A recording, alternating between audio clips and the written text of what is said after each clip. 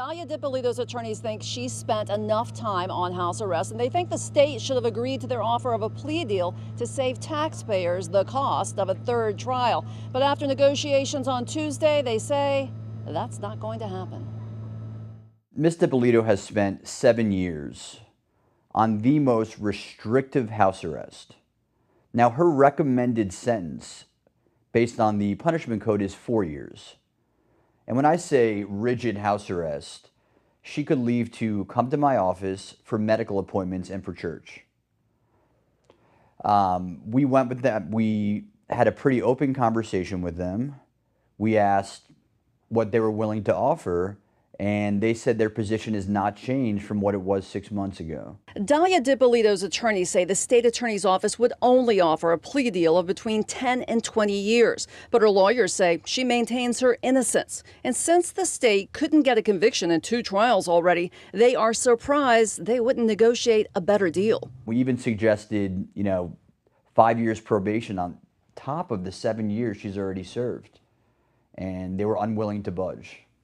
Do you think it might be because that tape exists and it shows her negotiating with someone that she believed to be a hitman to kill her husband? Well, that's a great question, and I don't think that's why.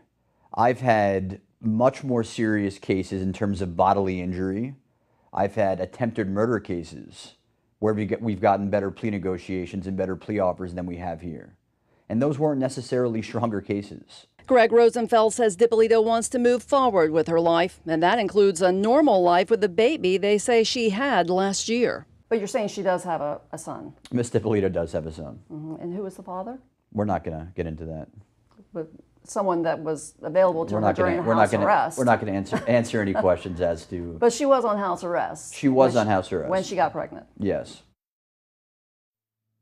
And we still don't know who the father of that mysterious baby boy is, but someone who came to her house while she was on that restrictive house arrest.